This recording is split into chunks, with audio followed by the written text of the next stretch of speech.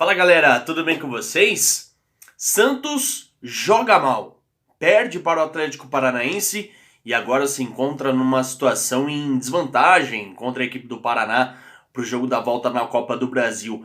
E o São Paulo, hein? Depois de abrir 2-0 no placar, cede o empate para o Fortaleza e se complica para o jogo da volta também lá no Ceará. Vamos fazer o seguinte, eu vou te contar os detalhes dessas partidas, mas antes, não se esqueça, se inscreva no nosso canal, ativa o sininho e bora pro vídeo.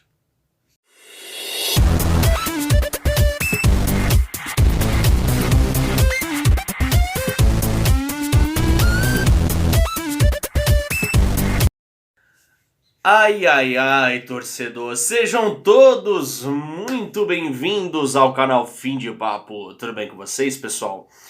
Que bom. E se não tá, ou se tá mais ou menos, vai melhorar. Belezinha? Fechou? Vamos aproveitar que a quinta-feira tá linda, o dia tá maravilhoso e vamos falar de futebol, gente. Ontem tivemos aí o primeiro jogo das quartas de final da Copa do Brasil, com os paulistas vivos ainda nessa competição, né? Santos e São Paulo. E, naturalmente, obviamente, vamos começar falando do jogo do Santos, que, gente, o Santos perdeu para o Atlético Paranaense lá na Arena da Baixada. O torcedor santista, mais racional, né, sabe e sabia que ia ser um jogo muito difícil. O Atlético, apesar de não vir numa sequência muito interessante, é uma equipe que vem aí a 5 jogos, mais ou menos, sem ganhar no Campeonato Brasileiro, perdeu pro Corinthians no fim de semana, com o Corinthians jogando bem, ou seja, muito melhor que o Atlético. Enfim, é uma equipe que, na teoria, vem mal, né? Tecnicamente vem mal na temporada. Mas, por todo o contexto, por ser uma outra competição, uma equipe que eliminou o Atlético Goianiense, aquela mesma equipe que eliminou o Corinthians, uma equipe muito organizada, né? Que tá aí numa semifinal de Sul-Americana, que vai enfrentar a equipe do Peñarol. Então, é difícil enfrentar a equipe do Atlético Paranaense no geral. Mas eu entendo, pessoal, que há formas e formas de você perder um jogo, uma classificação, qualquer resultado que seja, há formas de você perder. E a forma com que o Santos vem perdendo pontos no Campeonato Brasileiro e que perdeu ontem para o Atlético Paranaense são situações que de uma certa forma preocupam. A gente falou no pós-jogo do Internacional, aí no meio de semana, para vocês que não acompanharam o vídeo do compilado dos paulistas na rodada passada do campeonato, recomendo para vocês, tá? A gente conversou que o Santos ele tinha melhorado o poder ofensivo, que era um problema... É um problema rotineiro que o Diniz tem enfrentado nessa equipe do Santos, com a ausência do Marinho, com a ausência do Caio Jorge, que foi para a Juventus, enfim. O Diniz tem tido problemas para escalar essa equipe do Santos ofensivamente.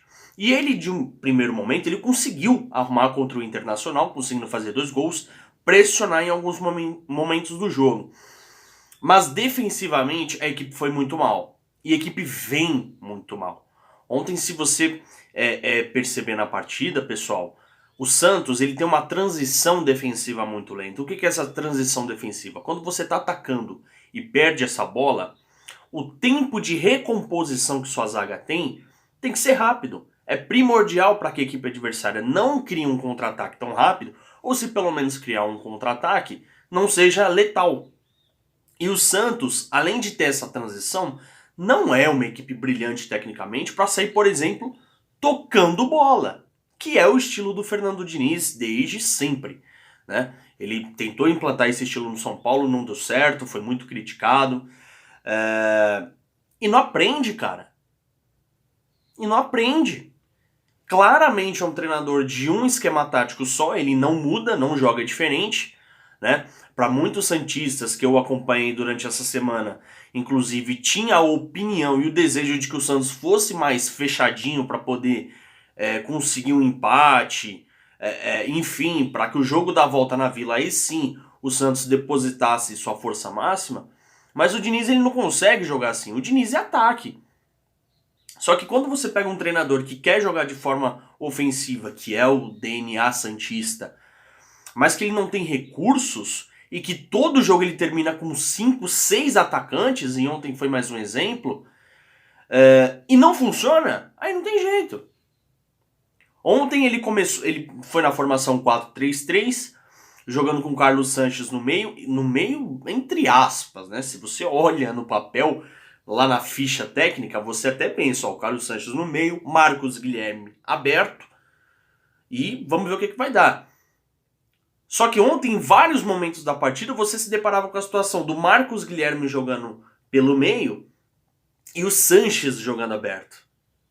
E, gente, cá entre nós, o Sanches, ele é um jogador tecnicamente muito bom, que ajuda essa equipe do Santos, mas que não está no seu auge físico. Não tem como você depositar a responsabilidade no Sanches dele subir com muita eficiência e marcar na mesma proporção, ou seja, voltar para marcar na mesma proporção. Ele não tem essa velocidade. Já o Marcos Guilherme, durante toda a sua carreira, ou pelo menos nos clubes que ele foi bem, no São Paulo, apesar de não ter tido uma grande passagem no São Paulo, mas teve alguns momentos bons naquela equipe do Aguirre em 2018, foi aberto. E quando ele chegou no Santos e teve um momento muito bom, que caiu agora, é verdade, mas ele jogou muito bem aberto.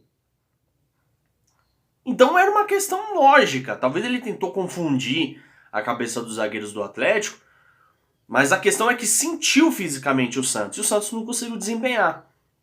Enfim, no final do jogo, ele tira o Sanches, coloca o Ângelo, atacante, ele tira o Pirani, coloca o Raniel. Termina com 5 atacantes, ele não mexe ali no trio da frente, termina com 5 atacantes, não consegue fazer mais nada. E foi isso, gente. Um Santos que tem muita dificuldade de sair jogando, é uma equipe fraca, tá? E quem viu grandes equipes do Santos, na era Neymar, na era Robinho e tal, é uma decepção, gente. É uma decepção. O Santos ele contratou aí para essa temporada 11 reforços, só que se você pegar 11 desses reforços, gente, não tem uma certeza, não tem um jogador que você vai pegar e vai falar, esse veio para resolver. Diego Tardelli, cara, não joga bola há 4 anos. Foi pro Grêmio, não conseguiu desempenhar. Léo Batistão, bom jogador que desempenhou bom futebol no Atlético de Madrid. Mas isso a gente está falando também de 5 anos atrás. Então, assim, são dúvidas, né? Enfim, são apostas. Eu também acredito que o Santos tenha que arriscar, porque hoje não tem nada. A equipe do Santos é muito fraca tecnicamente. Então, e dentro do orçamento do clube, é isso que o presidente tem para fazer, está fazendo, e só nos resta esperar para ver o desempenho desses jogadores dentro de campo, tá bom? Comenta aí, torcedor santista, o que você acha do desempenho do Santos e se está confiante aí pro jogo da volta. Fica uma esperança. O último jogo que o Santos jogou bola de verdade foi contra o próprio Atlético Paranaense no Campeonato Brasileiro, lá no comecinho do campeonato, e o Santos venceu muito bem a equipe do Furacão por 2-1, se não me engano. Então, fica aí a esperança da dose se repetir, tá bom? Mas comentei o que vocês acharam. Bom, torcedor São Paulino, eu ia falar santista porque eu ia fazer um controvérsia, né? Porque eu acho que apesar da derrota do Santos, o torcedor santista não tá com a cabeça tão inchada como a do São Paulino. Porque, gente do céu, o que foi aquilo, gente? Bom, vamos ponderar algumas situações aqui pra gente não fugir do que foi o jogo, tá? Bom, primeiro tempo muito amarrado, tá? Com poucas chances. O Fortaleza começou na sua principal característica, que é marcar a saída de bola, e conseguiu algumas chances nesse esquema de jogo. O Wellington Paulista meteu uma bola no travessão, exigiu o trabalho do Volpi, né, em alguns momentos do jogo. Mas foi um primeiro tempo muito amarrado, né, muito disputado, muito estudado. A equipe do Fortaleza, gente, ela exige isso. Quando ela vem enfrentar equipes de São Paulo, que por sinal a equipe não perdeu. A equipe do Fortaleza não perdeu, hein, gente, para equipes paulistas nessa temporada. É interessantíssimo o desempenho do Fortaleza quando vem enfrentar as equipes daqui. E é isso, quando você pega uma equipe do Fortaleza organizada dentro do jogo, primeiro, você não pode se atirar que nem louco, porque a equipe do Fortaleza vai te pegar no contra-ataque. E segundo, você tem que ter cautela para poder estudar a melhor forma de atacar essa equipe do Fortaleza, ok? Ok. Dito isso, o São Paulo ficou amarrado na marcação do Fortaleza e não conseguiu jogar no primeiro tempo. Resultado 0-0. São Paulo, o Crespo voltou para um 3-5-2, jogando com alas, Daniel Alves, Reinaldo voltando para o time, assim como o Benítez voltando a ser titular, e a linha de três formada por Bruno Alves, Léo Pelé e Miranda. Então, aparentemente, o São Paulo bem defensivamente e um Fortaleza muito organizado. No segundo tempo, o jogo se abre. Mas mesmo o jogo se abrindo e as duas equipes tentando algo de diferente, gente, em nenhum momento a gente pode dizer aqui pra vocês que o São Paulo foi melhor que Fortaleza. O São Paulo faz 2 gols com puro mérito do Rigoni, que é um jogador que o São Paulo tá caindo numa Rigoni dependência. E não tem como o torcedor do São Paulino dizer o contrário ou ficar chateado. E agradeça essa Rigoni dependência, porque, gente, se não fosse esse cara, artilheiro agora da Copa do Brasil com 5 gols marcados, junto com o Rossi do Bahia, se não fosse esse cara, o São Paulo fatalmente estaria numa situação complicadíssima na Copa do Brasil, se fazer as contas aí, se já não tivesse sido eliminado pelo Vasco, se não me engano, não sei. Mas tira os gols do Rigoni pra você ver, tira os gols que ele tem feito aí pro São Paulo nas últimas rodadas. Enfim, sorte do São Paulo que tem um jogador como esse. Mas, caraca, o São Paulo não fez nada pra merecer. O Reinaldo deu mais uma assistência pra gol nessa temporada, mas se você pega, por exemplo, se aquela bola chega pra um Pablo, por exemplo, da vida, talvez ele não conseguia ter o recurso de cortar, bater de esquerda, ou até mesmo com a direita e fazer um gol. Ele achou o gol, o Rigoni. No segundo gol, uma arrancada interessantíssima. Muitos jogadores sem confiança pegam aquela bola, corta o ataque, para a bola e espera a chegada de alguém. O Rigoni, como é um jogador tecnicamente muito bom e que está numa confiança muito acima, ele foi para cima e fez o gol. Mas não fez por merecer, gente. É isso que eu quero dizer. O Fortaleza vinha melhor na partida.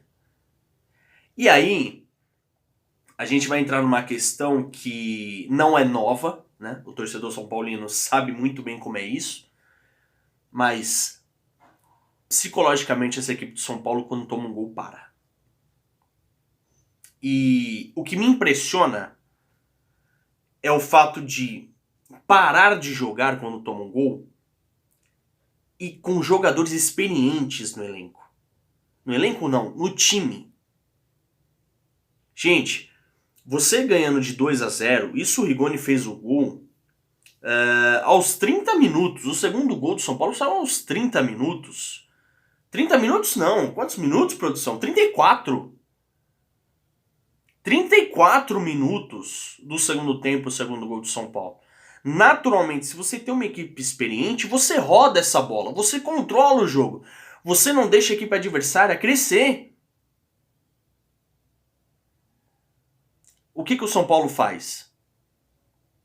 Nada. Não consegue segurar a bola, não consegue atacar mais, porque nessa altura do campeonato o Crespo tira o Rigoni e coloca o Luciano. Talvez o Crespo, já achando que o resultado estava garantido, colocou o Luciano para ganhar minutagem. Tá na moda falar isso, né? Porque o Luciano tá fora de ritmo, não tem ritmo de jogo. Então ele colocou para tentar ganhar minutagem, até talvez para a rodada do final de semana. Mas aí o São Paulo toma um gol numa falha ridícula do Volpi. O Volpi não vem num bom momento.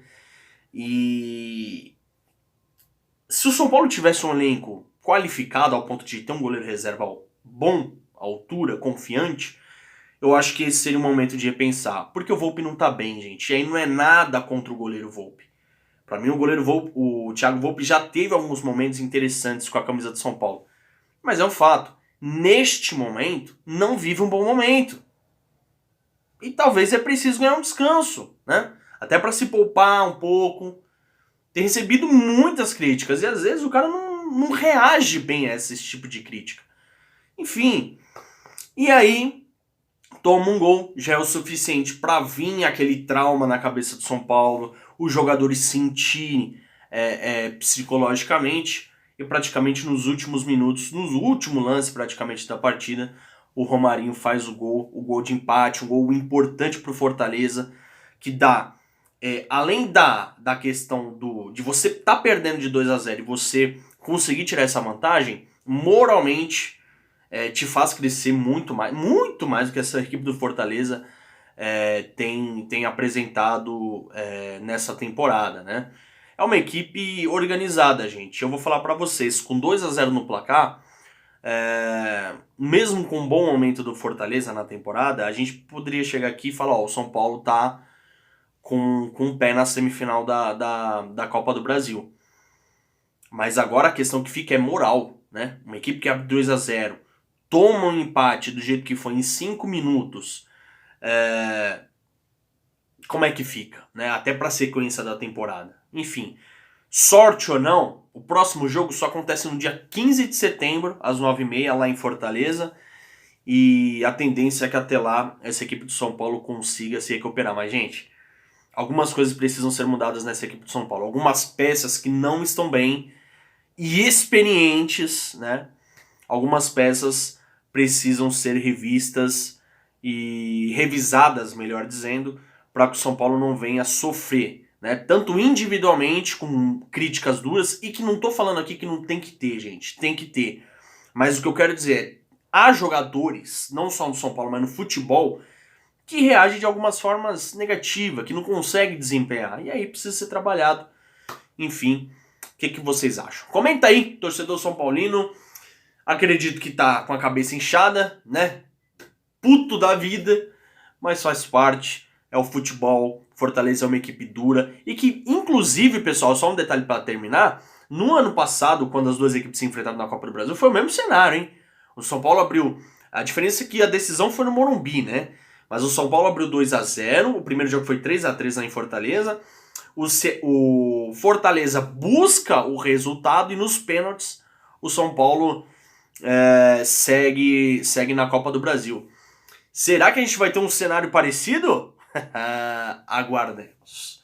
Comenta aí. E para você que chegou até aqui, não se esqueça, pessoal, mais uma vez um recadinho para vocês. Se inscreva no canal, ativa o sininho, curta o vídeo para que o vídeo possa chegar para outras pessoas, para que a gente possa crescer muito mais no nosso canal. E é isso. Recado tá dado. Visite a nossa página também no Instagram, link tá aqui na descrição. @fimdepapo, tá bom? E siga-nos e acompanhe os nossos trabalhos, tá bom?